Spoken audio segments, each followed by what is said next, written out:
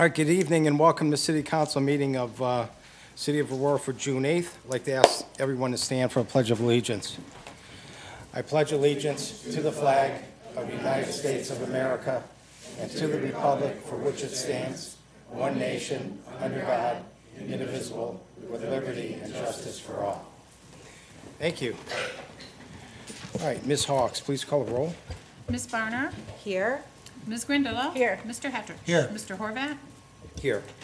Mr. Kovach? Present. Mr. Cuddly? Here. Ms. McDougall? Present. Mr. Vaca? Present. Mr. Wolf? Here. All right, well, we have everyone here. Thank you. And is there anything that anyone would like to reconsider from a prior action? Seeing none, we'll move along to the consideration of the minutes and look for a motion to approve those minutes for May 26th. So moved. Second. We have a move and second to adopt. Any questions, comments? Ms. Hawks, please call the roll. Mr. Hettridge? Yes. Ms. Grindelow? Yes. Oh, that was, no. Mr. Horvath? Yes. All right, Chief. Mr. Kovach? Yes. Mr. Cuddly? Yes. Ms. McDougall? Yes. Mr. Vaca? Yes. Mr. Wolf? Yes. Ms. Barner? Abstain. All right. Since we have no public hearing, we'll go on to the mayor's report. Mayor? Good evening, Mr. President, council members.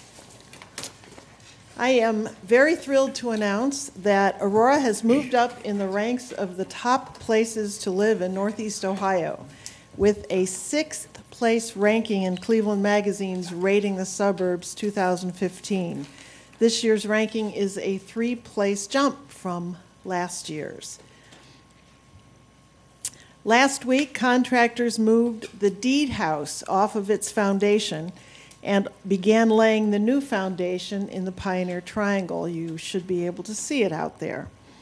The actual move of the building is expected to occur in mid-June, weather permitting. We're targeting June 16 as the first date, and it is expected to be memorialized by a Cable 9 videographer and other photographers chronicling the project.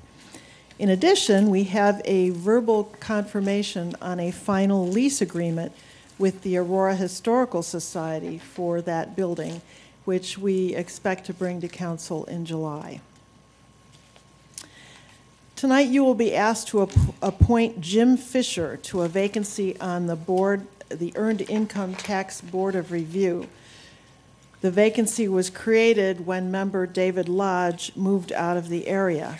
The matter has become somewhat urgent because the board has a pending issue before it, and one of the other members recused himself on this pending issue because he knows the parties.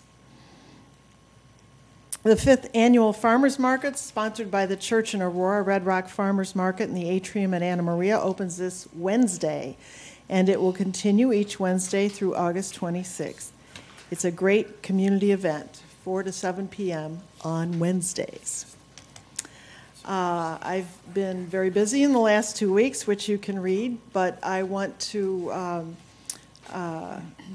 give you a heads up on an important letter I received last week. I received a letter from our finance director, Bob Paul, indicating that he is planning to retire in January of next year. He had been threatening this, I guess, for a year or so. He certainly is entitled to whatever he can get. He has given great service to the city, but it will certainly be a loss to the city. I have already begun putting together a search committee, and Bob and I have talked about timing and things like that, and we actually will probably want to bring someone on, if at all possible, by November at the latest. His departure is complicated a little bit by the fact that our assistant finance director will also be out for maternity leave for 3 months this fall. So we are working to make everything as smooth as possible, and in fact, we are also planning to start the budget process very soon. And so I will be soliciting your input earlier rather than perhaps later in the fall. Thank you. Thank you. Any questions for the mayor? Mr. Wolf? Thank you, Mr. President. Mayor, is it possible to just ignore Mr. Paul's letter? And just, Or just Mr. Mr. President, Mr. Wolf, actually, I left it unopened on my desk for the entire day, trying to do so, but my conscience got the better of me. Okay, anyone else? Seeing none, Law Director's report. Mr. DePiero? Thank you, Mr. President. Mr. President, members of council, just briefly, I wanted to let council know that we were involved in an arbitration hearing most of the day on Friday with regard to the police longevity grievance that we spoke about a few weeks ago. Both sides have to brief the issue and summarize legal arguments, and that'll be in July, and there'll be some decision probably around late August, early September. I'll keep you updated on that. That's Thank all you. I have, Mr. President. Are there any questions for the Law Director? All right, seeing none, you have a copy of the Council President's report in front of you. Council is asked to please support a motion to add the following ordinances to the agenda. Ordinance 2015-086 and 087. So if we can have that motion. Second. We have a move and second to amend tonight. All those in favor say aye. Aye. All those opposed? Motion carried. You also will need a public hearing set for ordinance 2015-084 for the tax budget for Monday, June 22nd, 2015, and we'll do that when we get to that legislation. Okay? Just decide to do You can that. do it now. All right, can we have a motion to add? Okay. Second. We have a move and second to add that public hearing for June 22nd. All those in favor say aye. Aye. All those opposed? Motion carried. All right, citizens' comments. Anyone who would like to comment on anything on tonight's agenda, please step forward. Mr. Mazzaro? Mr. Horvath, members of council, my name is George Mazzaro, 186 Eldridge. The only one I have anything on is the 84, which is your budget. I noticed there was no questions asked at the COW meeting in reference to this and the basis for it. And then it was passed on to council, and you have it in front of you now, and I know you're going to have a public hearing, I assume, in the next couple of weeks before July. And the question I have, there need to be more detail for not only you, but the citizens of our community. You're spending over $30 million a year. And I think the citizens have to understand where that money is going. I know your general fund is, a little over 17 million, but again, there, I think it needs to have a little bit more emphasis so the people know where their tax dollar is going. I think if you do that, when you have your hearing, I may not be here for that hearing, but the point is, if you have that hearing, you yourself as council need to discuss this in detail so you'll know, and the citizens out here will know too. That's all I have. Thank you. Thank you. Anyone else? All right, seeing none, we'll move on to councilman remarks. Ms. McDougall? Thank you, Mr. President. I just wanted to clarify on ordinance 2015-085. I watched the video from last meeting, and it was continually brought up, the need for more inspectors, and I completely get that. The issue shouldn't be whether we have more inspectors, because we're not hiring a new inspector. We're moving a current firefighter from his current role to the inspector role. The question is whether we hire a full-time firefighter, paramedic, or we hire two part-time. The difference is very substantial, and that's why I think we should seriously think about this. Over a period of 20 years, we're looking at a difference of over $1.5 million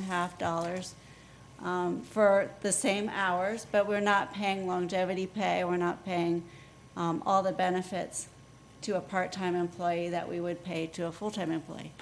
And it's actually more than $1.5 million if you take into account the pensions that we would be paying out once they retire. So Just like to clarify, it's not an issue of whether we need another inspector. I get that, we definitely need that.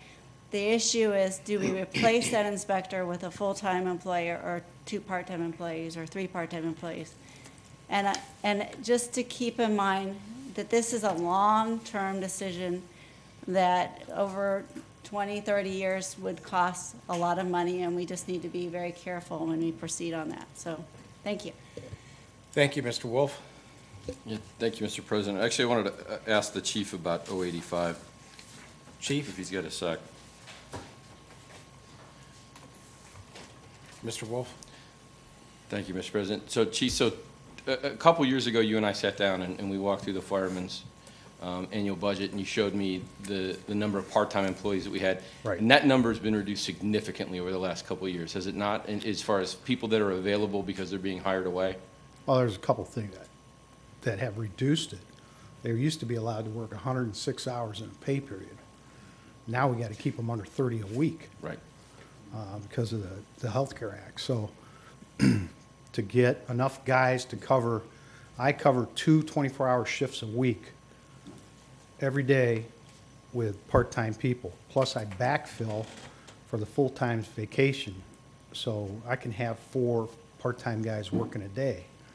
So in order to have enough people just to fill those slots, I have 33 guys right now. I got to put some more on just to help cover the shifts, and let alone backfill. When I have a full-time guy, I got him. Right. He's mine for 56 hours a week. You can't cover that with a part-time guy. You need 3 or 4 part-time guys maybe to cover that, maybe more. And that's something that I wanted to stress is I know that the reason that we're having to do this is because of the Affordable Care Act. And I want everybody out there to understand that if it wasn't for this act, if we weren't being forced to hold these guys under 30 hours a week, we wouldn't be in the position that we're in, and we wouldn't be necessarily being forced to hire a full-time, fireman slash paramedic in order to make sure that we can keep up with the number of hours and the staffing for the shifts.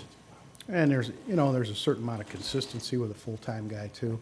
When you're bringing another guy in every 6th, every 9th day is maybe when he works. So there's something to be said for having the same guy there every 3rd day, except if he's off on vacation or anything. And like I said before, we haven't hired anybody since 2002, and before that it was 1998 out of the general fund. Thank you. That's all I have, Mr. President. Thank you. Mr. Cudley. Thank you, Mr. Overall. I just wanted to add, and I think the chief would support this, that I think there's an intangible that comes along with hiring a full-time individual. I think that individual becomes an employee of the city. There's an investment on his part into making a career, hopefully, in Aurora, rather than a part-timer who, is only here part-time, and his loyalties really might be to his full-time employment if he has that, and if there's a pool of just individual looking for part-time work, then they don't have that kind of investment into the city that we want of our firefighters. So I just wanted to add that. Thank you. Mr. Vaca. Let me get this right. Chief, if I'm correct, the assistant chief is going to be retiring sometime down the road. They're going to be a fill-in for his inspection job, plus this person will also be a firefighter paramedic. So that means when he does retire, you're going to have to hire somebody anyway. The guy will be hired, the new hiree will be already in place. Am I correct? Chief. You're going to have to replace him. Correct. In addition to this position. Well, you probably will, I don't know how, but probably move up somebody in the Correct. ranks to As you- assistant chief.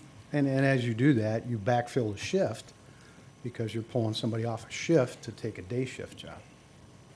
So you're still, Well, basically, aren't you doing that now with this new guy? You've got him ahead of time, really, is what you're getting him. right. and he's Ahead of gonna- time before the He's going to assistant. learn. That doesn't mean that this new person's going to be the next assistant Okay. chief. Okay. The head count stays the same as far as I can see. If it doesn't stay the same?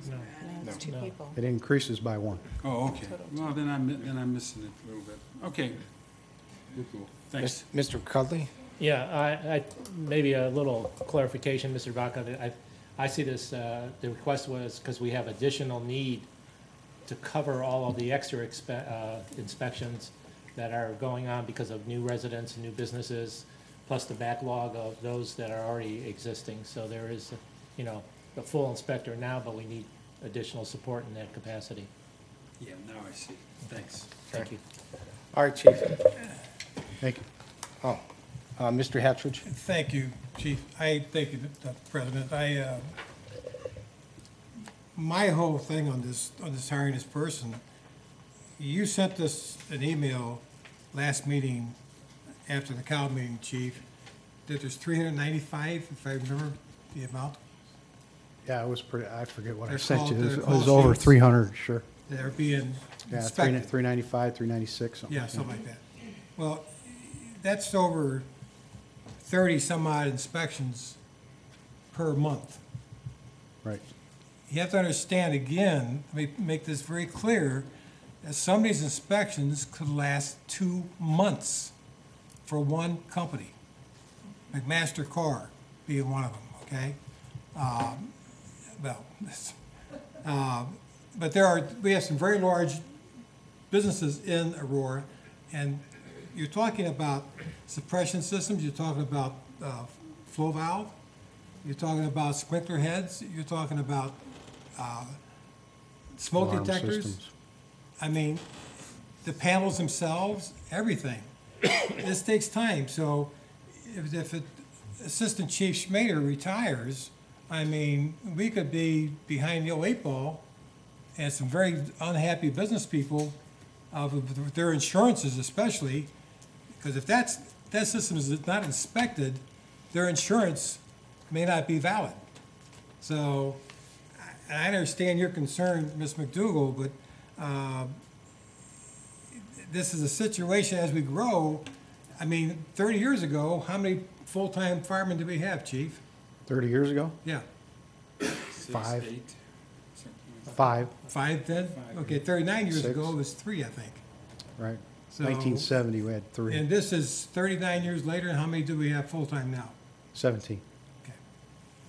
And the population of Aurora has tripled during that time.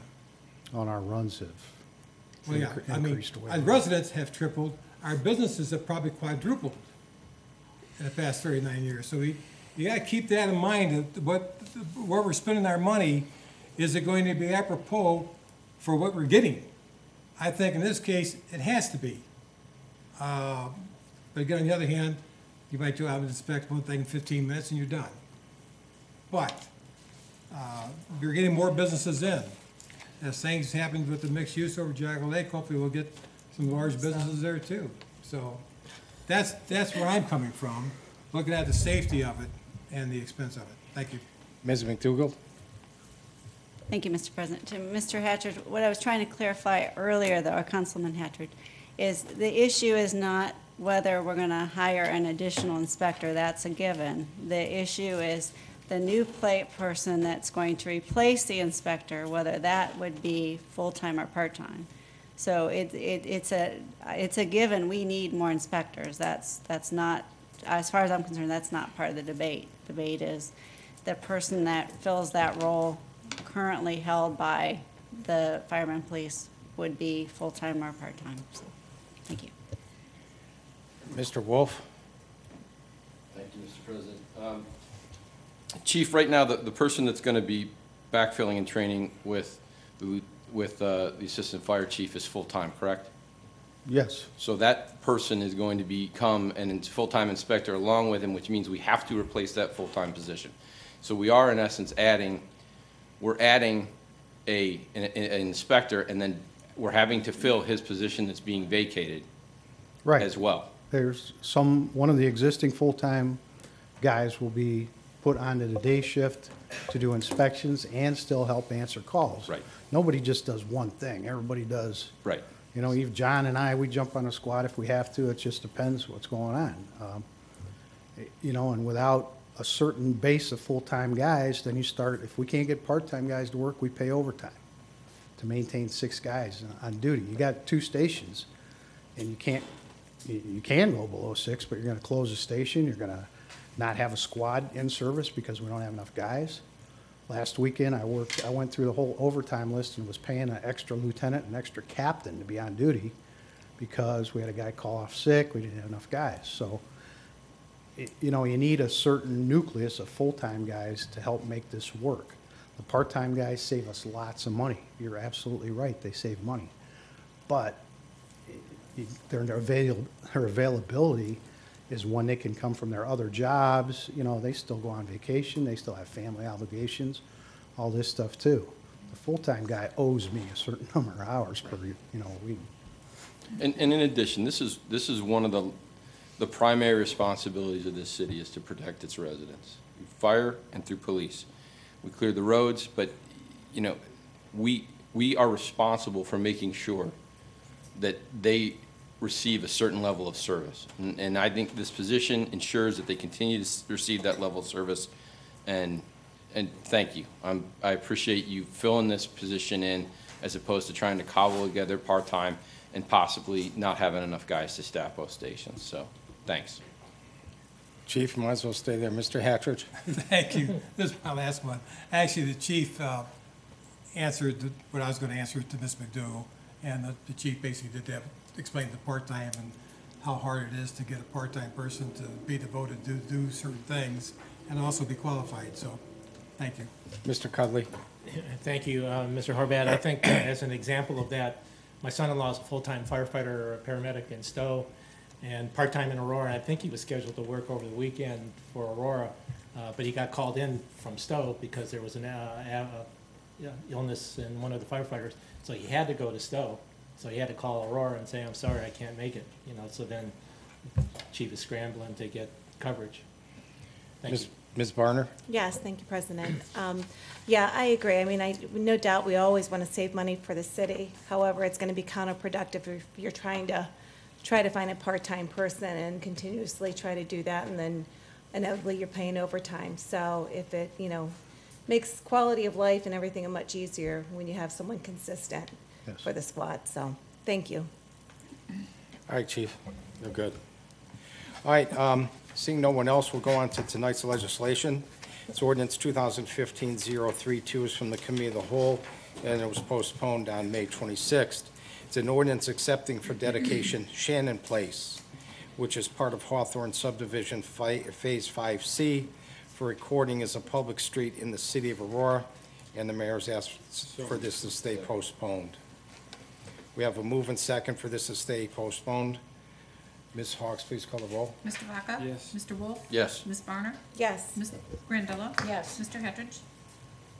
Yes. Mr. Horvat? Yes. Mr. Kovach? Yes. Mr. Cudley? Yes. Ms. McDougal? Yes. Okay, ordinance 2015-032 will stay postponed. Mayor, just a question, are we still waiting on lights? Mr. President, yes, we are, and it is moving along. I also want to stress to all of you that there have been good discussions between Mr. Constantino and the law director and the service director and the planning, zoning, and building director, so we're developing a good open line of communication, but he is in the process of getting the lights put in. Thank you.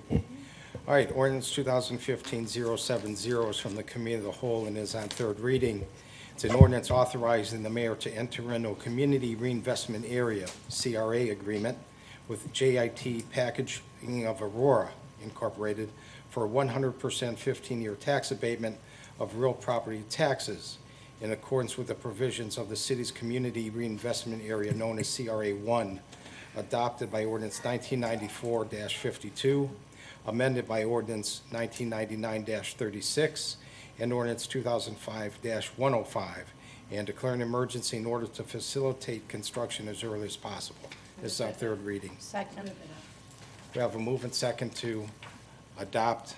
Ms. Hawks, please call the roll. Ms. McDougal? Yes. Ms. Grandillo? Yes. Mr. Hatridge? Yes. Mr. Horvat? Yes. Mr. Kovach? Yes. Mr. Cudley? Yes. Mr. Vaca? Yes. Mr. Wolf? Yes. Ms. Barner? Yes.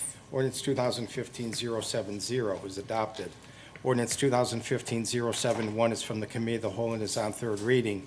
It's an ordinance accepting the proposal of Stantec in an amount not to exceed $51,775 for an evaluation of the city's wastewater treatment plants to to identify, prioritize, and develop solutions to meet the community needs in a financially affordable manner, taking $40,000 from the Sewer Capital Fund number 73, and an additional appropriation of $11,775 from the Sewer Capital Fund number 73, and this is on third reading. Move to adopt. Second.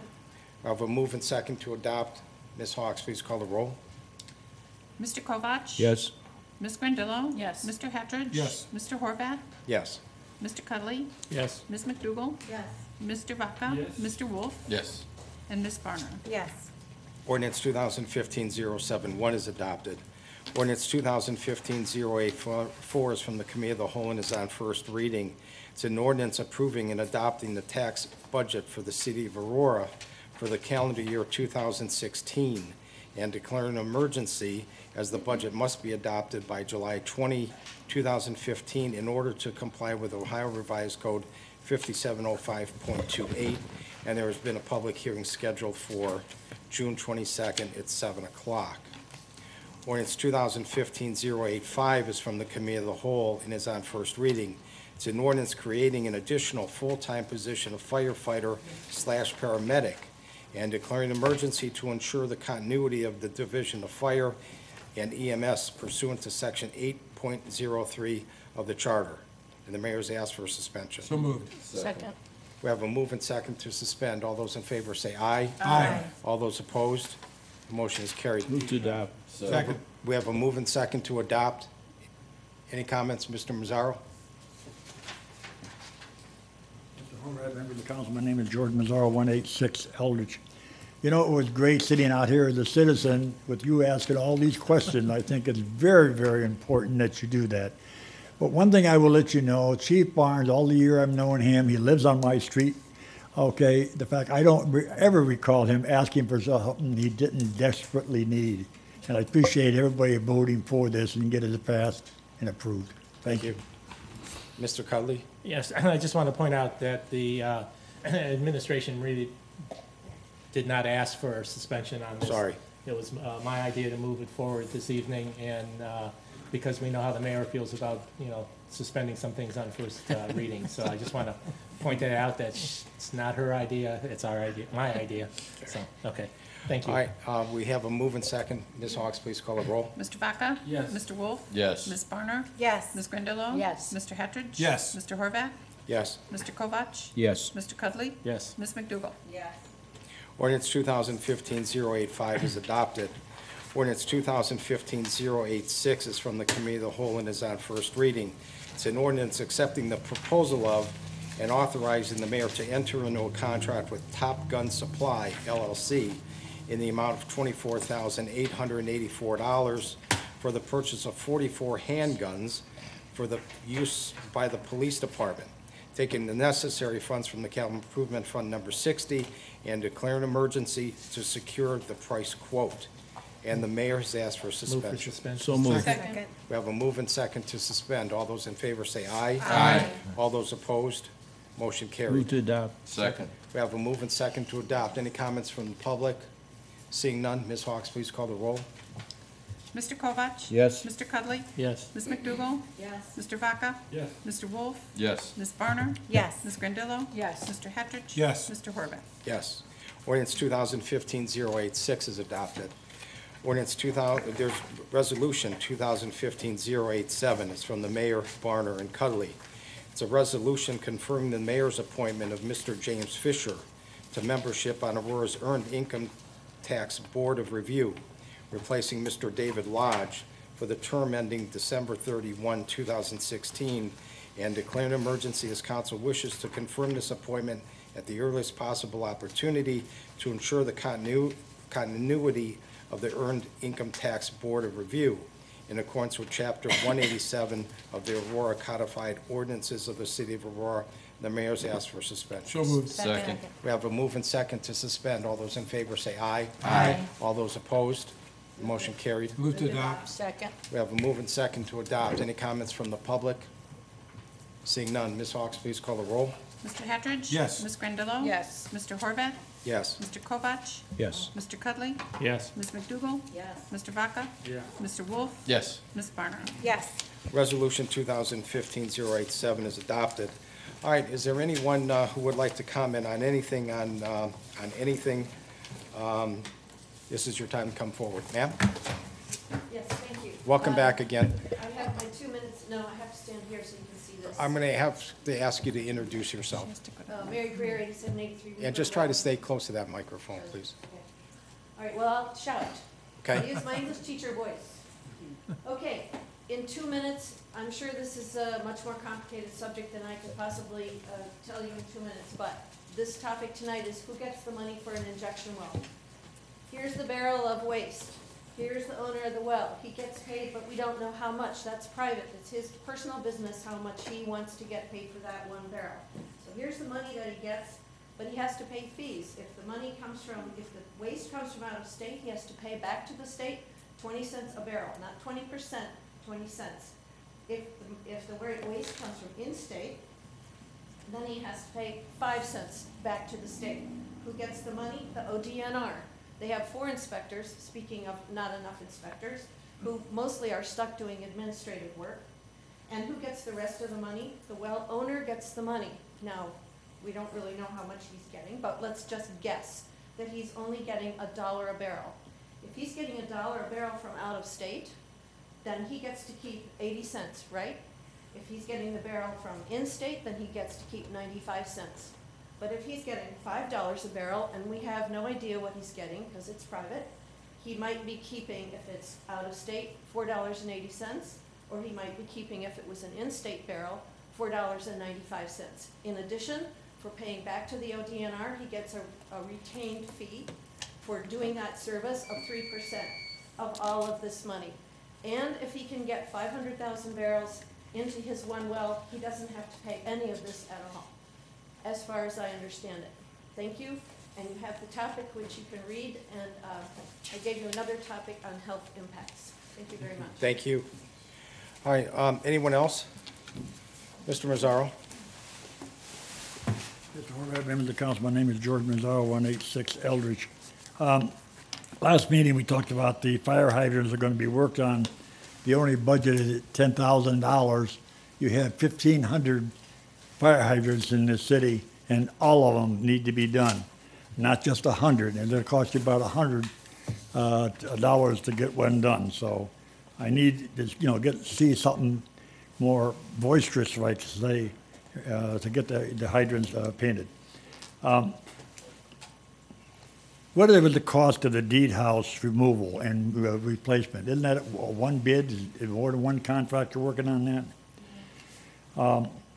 And as Mary talked about here, the fracking. Again, one of my newspapers has a good article in here where, the government's starting to get, looking into this. How far can they go? How far are you going to allow it to go without Aurora being involved in it? The problem is, I'm lucky I have the Cleveland water coming through my house. How about the people who have the wells out there? And the people who are fracking around them in the back of their area? That's what's causing the problem. You need to have control, not the state of Ohio, you, a city, to have control of that. Last but not least, I've known Bob Paul for over 20 years. He's been retiring for over 20 years. I want to tell you that you were very lucky to have him for these last 20 years. He's one of the finest in the business. And if you can keep him around for another 10 years, I know he doesn't want to stay that long, but another 10 years, I think you'd be better off to have him or somebody else in there. However, Bob and I don't always agree, but he always gets the job done, and that's the important part. And he gets it done that is satisfied not only you, but the people of this community. Have a good day. Thank you. All right, let's go on to council. Ms. McDougald? Thank you, Mr. President. To Mr. Paul, thank you for all you've done for the city. And thank you for welcoming me on council and just being open when I had questions or ideas. You're always encouraging, and you will be sorely missed.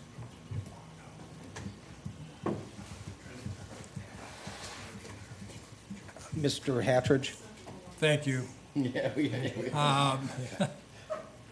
Bob, I won't believe it until I see you actually walk out the door.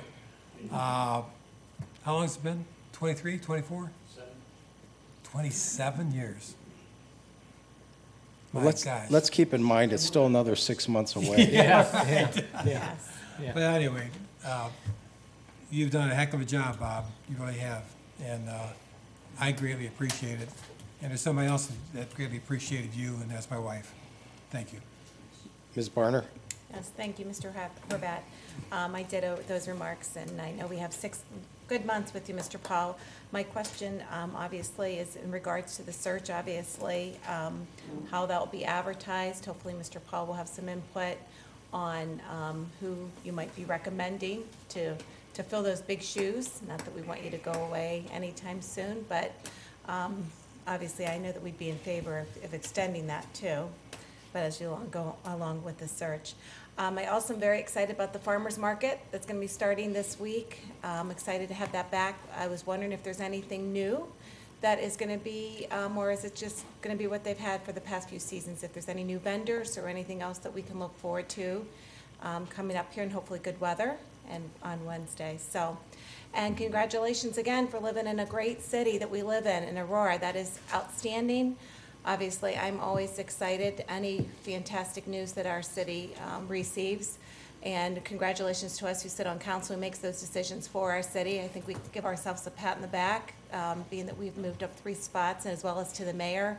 And hopefully we can continue that great positive energy in our city, especially with our sidewalks getting started here. So, thank you. Mr. Kovach? Yes, Mr. Chairman, I have a few issues about four-wheelers driving around out in Ward 2 and not respecting other citizens' privacy and actually making a lot of noise. I've contacted the chief, and we're going to try to find some remedy for this. It just is summertime, and these people can go all over through the woods, and they just don't respect other property owners' peace and quiet. Also, I would like to wonder why we keep putting flower pots past the library down, was it Pioneer there? On the street there. I think that if we're gonna do that, we need to do all the different areas in the city. I don't know why that continues to be every year. Mayor? Well, I like them too, so I think we'll put them on Winchell. I like to see them on the corner of Winchell and Eggleston. And the other thing, Bob, you know, Bob's going to stay, I can tell you. He and I will talk. We'll keep him here another 5 years. But there's a great guy. He's just a great guy. Thank you. Mr. Vaca? Thank you very much. A couple of items. The Ward 1 area, Jog Lake especially, was inundated on this last storm. 2 particular areas, 1220 block of Manita and the 1020 block of Manita also. The mayor has just said something in regards to an early budget request. There's where it's going to be. The 1220 block of Manita and the 1020 block of Manita.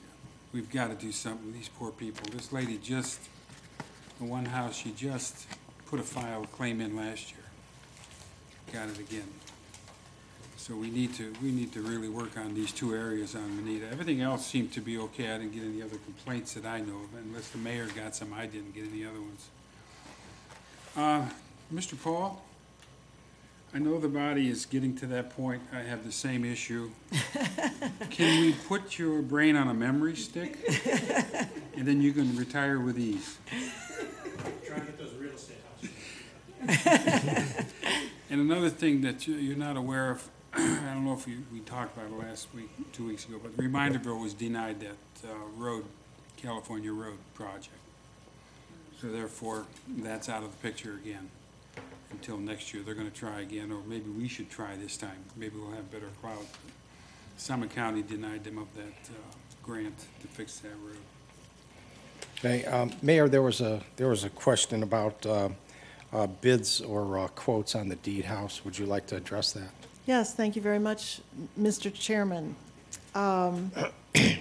There are different contractors doing these different small pieces of the project at this point. The moving of the house is one contractor, and it is under $10,000, and it is budgeted. The foundation is being done by another contractor, and that's also under $10,000.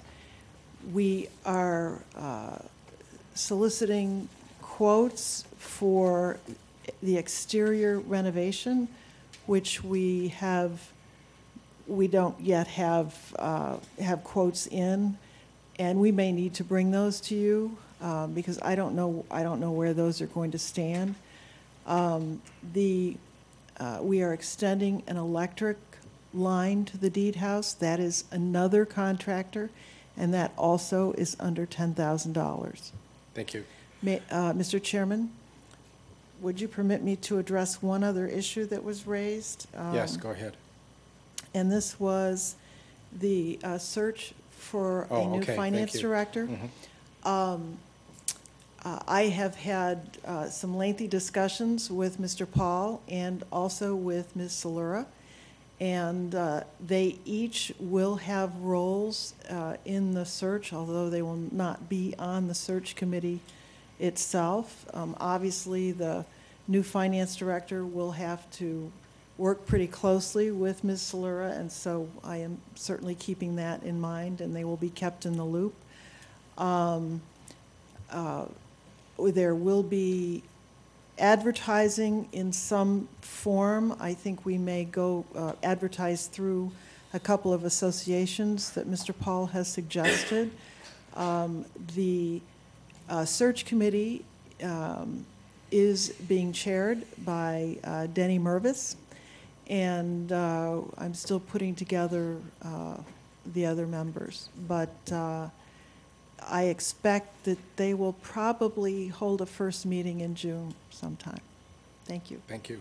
There was another comment about fracturing. Mr. DePiero. Thank you, Mr. President. Mr. President, over the last couple of meetings, a very concerned and well-meaning resident has brought the issue of oil and gas wells to you and had some discussions and given you some literature to read, and I know Mr. Mazzaro also commented on that.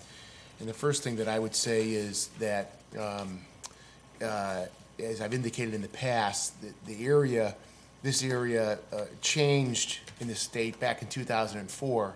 House Bill 278 took away much of the local control. Actually, I would say all of the local control, if you ask most municipal lawyers. Those cases were litigated over the past couple of years, and there's a ruling on Broadview Heights this past year, as well as Monroe Falls, that the Supreme Court has upheld the bills that were passed in 2004. So this community, chartered and unchartered communities, have very little purview in this area, and it's unfortunate because I would agree with from my own personal opinion, and many of the lawyers that I practice with, I think that this is certainly an area of local control. In fact, it would be nice if you could pass legislation to limit where they could be. But if someone were to ask me to draft an ordinance, I would advise you that you're going to get the city in a expensive legal battle if we were to pass legislation like this, like a lot of communities have. It's unfortunate, and perhaps in the future there'll be a change of opinion in the state legislature where they will give some of that local control back to cities. But right now, we really have very little, if any, other than to comment on the different rules. So I'm happy to provide those cases to you, but they're very clear, and they're recently decided. Thank you. Mr. Vaca? Thank you very much. Mr. DePiero just brought up an issue that last week, I think it was Tuesday, they had a little forum on petition for the county charter. specifically over this oil gas issue. About a dozen people showed up. Unfortunate. It was a poor showing. I think Denny was there. I saw him there anyway. I didn't see him behind me. But this county charter they're trying to get on the ballot will help try to overcome this government overreach, if you want to call it that. This 278 really put the slam dunk on municipalities, townships, and so on and so forth. Putting this county charter in place will start to tell the government, hey, we want control of our own destiny. I believe Summit has one, and there's another county that has a charter that they put in place. Is it Summit? But at any rate, this lady that was from Broadview Heights, by the way, she was there, and she gave us a good indication of what happened. And I urge you to, if you can find it, the time to read about it, get into it, find out what's going on, because it's unfortunate. Municipalities have lost their full control of their own destiny with stuff like this. And we need to get it back. It's basically what it is. But I'm sorry, there wasn't enough people there to really get involved and find out what this is all about. Mr. Wolf. Thank you, Mr. President. To Mr. DePiero, I know that we don't have the ability to stop the wells from coming in. The state, the ODNR does it. Are we in any position at all to legislate damages or the consideration of damages in the event that a freshwater well were to become non-usable as a result?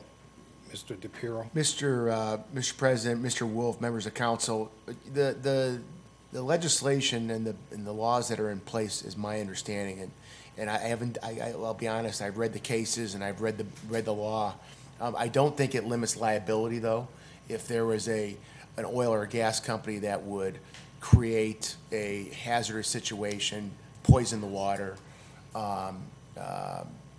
there is not waiver of liability or immunity. They would be subject to the same type of liability in Ohio than any other tortfeasor would. So I don't believe that the laws have extended that far.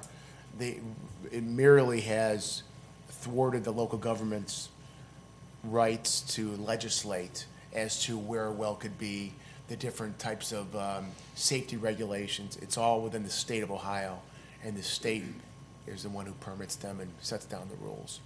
Mr. President, one more. Would it behoove us to consider putting something in place that would require testing of wells in the immediate vicinity? I don't think we have any in Aurora now, but in the event that something came along where we would test and keep those samples for a period of time? Mr. Wolf, I don't think that we have the, I could take a look at that. My understanding is we don't have any legislative power to do that. We don't have the right to make anybody test anything as far as oil and gas wells. Thank you. Ms. Barner. Yes, I'm sorry, one last question. I briefly talked to Mr. DePiero about this as well. What type of action does our city have for a business that currently is no longer in business? For example, our BP at the corner right now, obviously there's been rumors that Starbucks will possibly go in there. But in the meantime, for it not to look the way it looks, do we have any action or protocol that we can do for businesses that are in interim of a new owner, or a business that possibly could be renovating currently? Something as generic as the grass, to make our city still look as beautiful as it is, I guess. So that has been a question, or more or less a concern, from a few residents who've asked me that. Thank you. Ms. Januska. Yeah, may I answer that, please? Okay. Thanks. Mayor? Mr. President, Madam Councilwoman, we do take those very seriously. We address grass issues. Frequently, we address safety issues. We do not have a maintenance code that allows us to address much more, but frankly, the BP on the corner is a I mean, it's in transition. The folks who own it aren't going to do anything more with it while interest is pending. And I did meet with the Starbucks developer this week, or last week, and they are very much pursuing this, and it's really not just a rumor anymore. And I assure you the city is working with them and will certainly help in whatever they need. But I am told by the law director all the time that our lack of a maintenance code is problematic. On the other hand, I have strong feelings about that were voiced a couple of years ago when I was on council. I think you have to be very careful how much you challenge owners of their own property. However, we've gone after grass and unsightliness, safety issues. We have we've dealt with some hoarders in town, so we are actively addressing those situations. Thank you. If I could just respond real quickly. And thank you, I appreciate that, Mayor. And just for future reference, I would very much support something minimal in place for maintenance. I think that is, again, a great idea to maintain a city and continue it to look attractive and for people to want to move to a city, to continue having something in place like that. Thank you. Thank you. All right, seeing no one else, Move. Second. we have a move and second to adjourn. Ms. Hawks, please call the roll. Mr. Cattrick? Yes. Mr. Herbeck? Hang on, guys. Yes. Hey, Mr. Paul, we're not finished yet. Mr. Kovach? Yes. Mr. Yes. Dudley? Yes. Ms. McDougal? Yes. Mr. Wolf? Yes. Ms. Barner? Yes. Ms. Crandall? Yes.